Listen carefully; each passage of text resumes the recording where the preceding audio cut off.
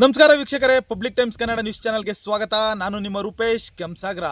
ಮಾಗಡಿ ಪಟ್ಟಣದ ಡಾಕ್ಟರ್ ಶಿವಕುಮಾರ ಸ್ವಾಮೀಜಿ ಸಭಾಂಗಣದಲ್ಲಿ ತಾಲೂಕು ಆಡಳಿತ ಮತ್ತು ಬೋವಿ ಸಮಾಜದ ವತಿಯಿಂದ ಜರುಗಿದ ಕಾಯಕ ಯೋಗಿ ಶಿವಯೋಗಿ ಶ್ರೀ ಸಿದ್ದರಾಮೇಶ್ವರ ಜಯಂತ್ಯೋತ್ಸವ ಕಾರ್ಯಕ್ರಮಕ್ಕೆ ಬೋವಿ ಗುರುಪೀಠದ ಶ್ರೀ ಇಮ್ಮಡಿ ಸಿದ್ದರಾಮೇಶ್ವರ ಸ್ವಾಮೀಜಿ ನೇತೃತ್ವದಲ್ಲಿ ಕಾರ್ಯಕ್ರಮಕ್ಕೆ ಚಾಲನೆ ನೀಡಲಾಯಿತು. ಈ ಕಾರ್ಯಕ್ರಮದಲ್ಲಿ ಹಿಂದುಳಿದ ವರ್ಗಗಳ ಕಲ್ಯಾಣ ಮತ್ತು ಕನ್ನಡ ಮತ್ತು ಸಂಸ್ಕೃತಿ ಇಲಾಖೆ ಸಚಿವರಾದ ಶಿವರಾಜ್ ತಂಗಡಗಿ, ಶಾಸಕರಾದ ಎಚ್.ಸಿ. ಬಾಲಕೃಷ್ಣ, ಲೋಕಸಭಾ ಸದಸ್ಯರಾದ ಡಾಕ್ಟರ್ ಸಿ.ಎನ್. ಮಂಜುನಾಥ್, ಗ್ಯಾರಂಟಿ ಯೋಜನೆಗಳ ಅನುಷ್ಠಾನದ ಪ್ರಾಧಿಕಾರದ ಅಧ್ಯಕ್ಷ ಎಚ್.ಎಂ. ರೇವಣ್ಣ, ಮಾಜಿ ಶಾಸಕ ನಾಗರಾಜ್ ಸೇರಿದಂತೆ ಅನೇಕ ಗಣ್ಯರು ಕಾರ್ಯಕ್ರಮಕ್ಕೆ ಚಾಲನೆ ನೀಡಿದರು.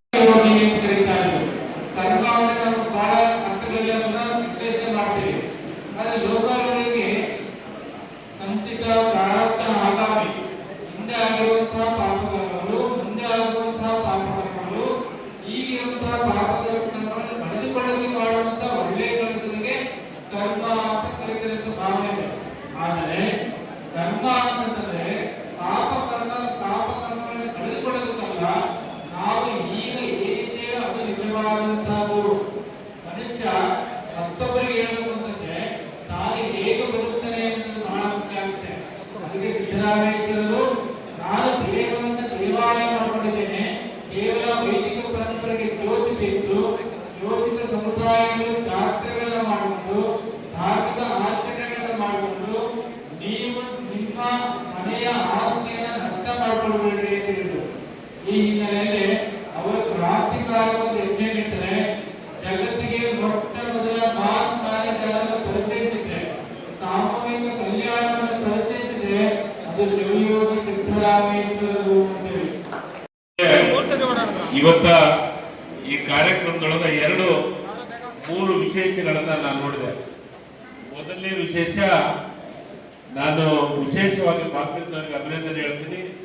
ನಮ್ಮ ಮಕ್ಕಳಿಗೆ ಅತಿ ಹೆಚ್ಚು ಅಂಕವನ್ನು ಪಡೆದಂತ ಮಕ್ಕಳಿಗೆ ಅವರಿಗೆ ಸನ್ಮಾನ ಮಾಡಿದ್ದೆಲ್ಲ ಅದು ಮೊದಲನೇ ಅಭಿನಂದನೆಗಳನ್ನು ಹೇಳ್ತೀವಿ. ನಾವು ಮೊದಲು ಶಿಕ್ಷಣವಂತರಾಗಬೇಕು.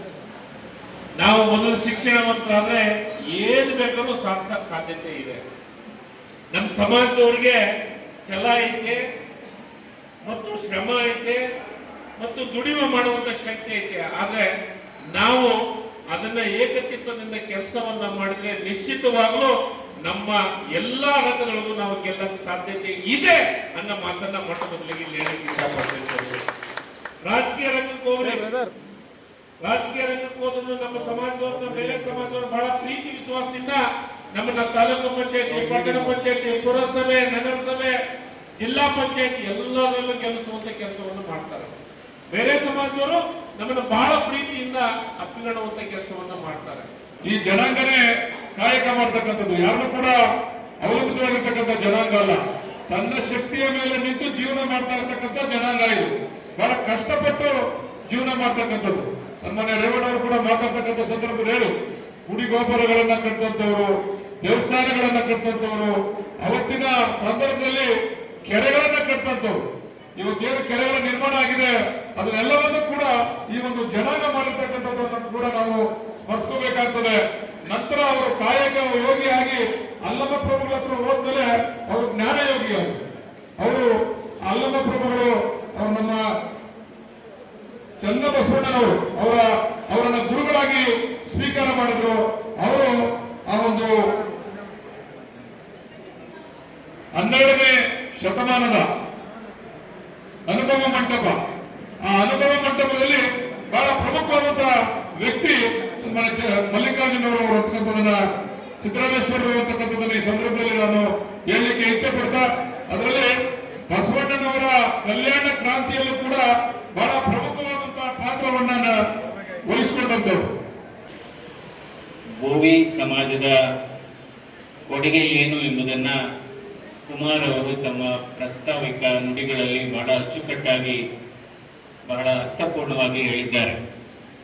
ಯಾಕೆಂದ್ರೆ ನಾವು ಯಾರೂ ಕೂಡ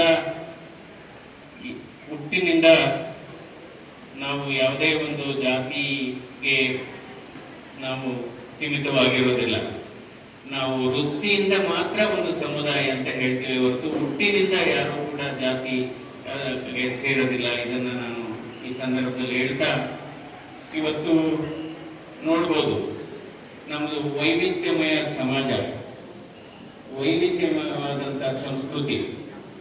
ಈ ಭಾರತ ದೇಶ ಆಗ್ಬೋದು ಅಥವಾ ಕರ್ನಾಟಕ ರಾಜ್ಯ ಆಗ್ಬೋದು, ಹಲವಾರು ಸಮುದಾಯಗಳು, ಹಲವಾರು ವೃತ್ತಿಪರ ಸಮುದಾಯಗಳು ಆಗಿರೋದ್ರಿಂದ ಇವತ್ತು ನಾವು ಜೀವನದಲ್ಲಿ, ಬದುಕಿನಲ್ಲಿ ಒಂದು ಸಾಮರಸ್ಯವನ್ನು ನೋಡ್ತಾ ಇದ್ದೇವೆ.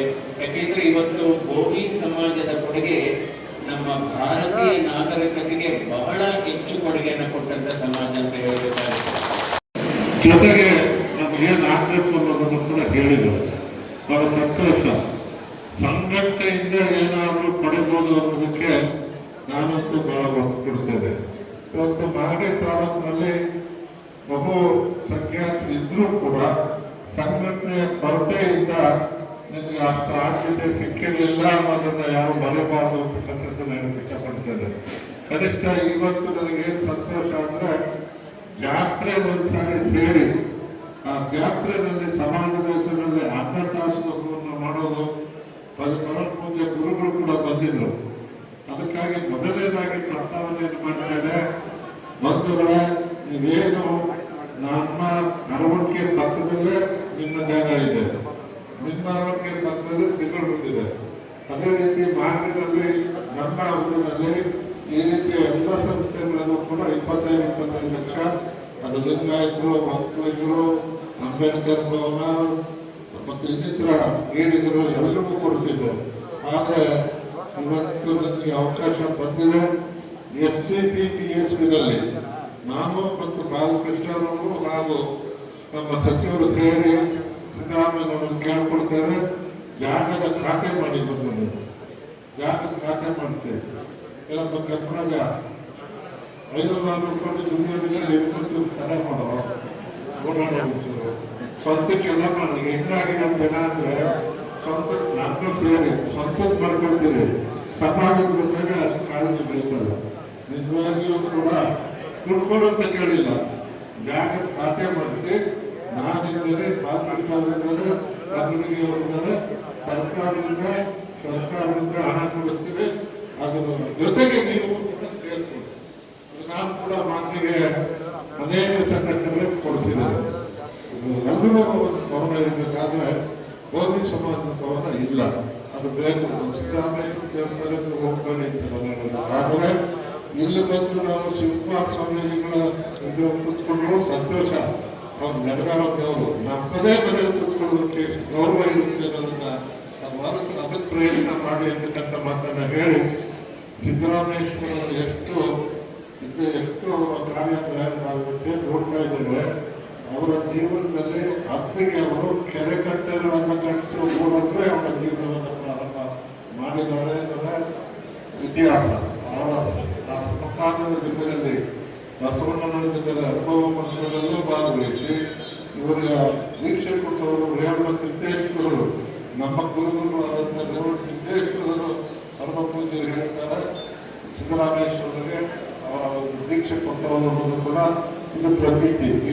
ನಿರಂತರ ಸುದ್ದಿ ಸಮಾಚಾರಕ್ಕಾಗಿ ವೀಕ್ಷಿಸಿ ನಿಮ್ಮ public times Kannada news channel ಅನ್ನು. ವಂದನೆಗಳು.